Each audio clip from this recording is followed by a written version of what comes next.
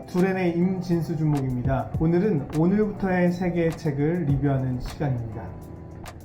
소개할 학자는요, 마사 누스바움이라는 사람입니다. 이 사람은 세계적인 법 철학자인데요, 또한 윤리학자이자 고전학자입니다. GDP가 아니라 인간의 행복에 주목하는 역량 이론을 창시해서요, 이것을 유엔의 인간 개발 지수의 바탕이 되는 이론을 뒷받침하게 된 이론가이자 법 철학가입니다. 이분이 내용은 새로운 정치의 가능성은 어디서 오는가 라는 제목을 함께 인터뷰를 했는데요, 혐오와 사랑이라는 부제입니다. 마사 누스바움에게 이러한 질문을 했습니다. 첫 번째로, 이 위기 속에서 당신에게 가장 상징적으로 다가온 장면은 무엇입니까? 라는 질문에 마사 누스바움은 이런 이야기를 합니다. 시카고시의 슬로건이 자기 마음속에 굉장히 와닿았다 라고 이야기합니다. 그것은 뭐였냐면 Together Apart, 따로 함께하자 라는 이 시카고시의 슬로건이었는데요, 예전에 이런 위기와 재난이 오면 혐오와 어떤 차별 이런 것들로 정치적 몰이를 했다면, 지금 이 팬데믹 상황, 코로나 상황에서는 따로 있지만 우리 함께 이겨내자는 이 역설적인 시카고시의 문구가 자기 가슴 속에 남았다고 이야기합니다. 그리고 이런 질문을 합니다. 왜 민주주의마저 왜곡하는 집단 혐오가 대중의 마음속에 위력을 발휘할까요? 마사 누스바움은 이 혐오를 인간의 동물성에서 찾는데요, 혐오하는 사람은 나는 동물성을 가지지 않고 있고 혐오의 대상은 동물성을 가지고 있다 라고 생각하면서 그 혐오를 뒤집어 씌운다 라고 이야기합니다. 이 동물성을 갖는 집단은 사회적 약자 집단일수록 혐오의 대상이 될 수 있는 가능성이 크다 라고 이야기합니다. 이 혐오하는 사람은 나는 동물성이 없고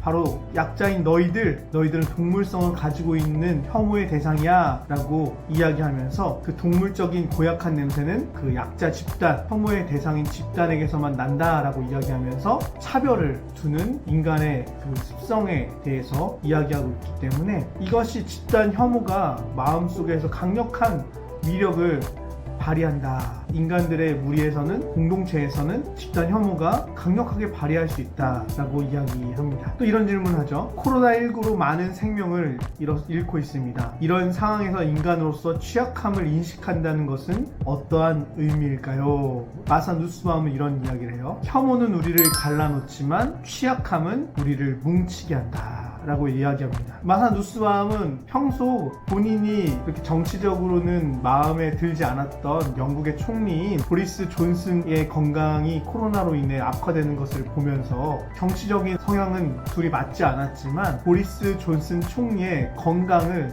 매일매일 이제 체크하고 회복되기를 마음이 생겨났다라고 이야기합니다. 그가 회복하기를 바라는 자비심과 동정심이 생겨났다라고 고백합니다. 혐오는 사람들을 갈라놓지만 취약함, 연약함은 그들을 동정할 수 있는, 또 자비하게 볼 수 있는 눈을 우리에게 가져다 주는 유익이 있다라고 이야기합니다. 그러니까 사실은 이 총리가 아픈 것이 곧 나도 인간이기 때문에, 아직 코로나를 맞지 않은 나도 내가 싫어하는 사람의 경우를 당할 수 있다라는 생각을 갖게 되는 거죠. 인간에 대한 혐오는 차별하는 강력한 힘을 발휘하지만, 또 반면에 이 자비와 연민의 힘도 인간을 치료하고 회복하는 힘으로 강력하게 작용할 수 있다라고 이야기합니다. 그러니 우리가 이 코로나 시대에 가져야 될 생각과 마음은 사실은 혐오가 아니라, 우리 모두가 취약한 인간이고 그 취약함을 통해서 남을 생각하는 자세를 가지면 좋을 것 같습니다.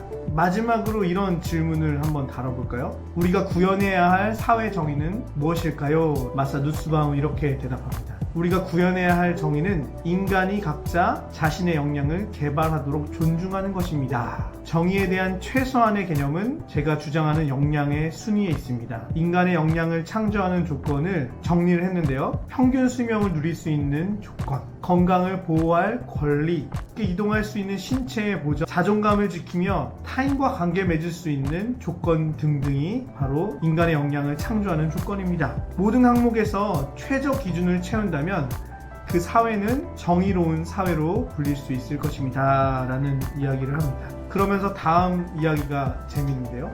모든 사람이 인간으로서 품격을 누리는 삶의 기본권이 보장된다면 세상의 두려움은 줄어들게 될 것입니다. 두려움이 줄면 혐오도 줄어들겠지요. 우리 자신이 취약할 때 다른 집단에게 그 탓을 돌리고 싶어하는 욕망이 생기거든요. 사회 안전망을 확충하는 것이 중요합니다.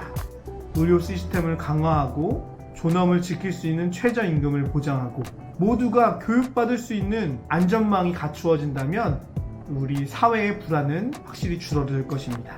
요컨대 우리는 전방위적으로 이러한 정책 기조를 밀고 가야 합니다. 또한 이슈가 있을 때마다 각 분야 활동가들을 뒷받침하는 용감한 정책적인 지지자가 되어야 됩니다. 이런 이야기를 합니다. 사실 이 이야기는 우리 그리스도인들이 잘 아는 이야기죠. 왜냐하면 성서에 이러한 이야기가 있기 때문입니다. 사자와 어린 양이 함께 뛰놀고 젖먹이와 독사가 함께 공존하는 세상, 이것이 바로 하나님 나라의 원리고 차별과 혐오가 사라지고 사랑의 원리가 작동하는 나라가 바로 하나님 나라이기 때문에 마사 누스바움이 이야기하는 어쩌보면 이 정치적인 이야기가 우리에게는 당연한 하나님 나라의 원리가 아닐까 싶습니다. 이 코로나19를 지내는 동안에 이 땅에 하나님 나라가 도래할 수 있도록 우리가 이 땅을 새롭게 읽어나가며 주님 오심을 기다려야겠습니다.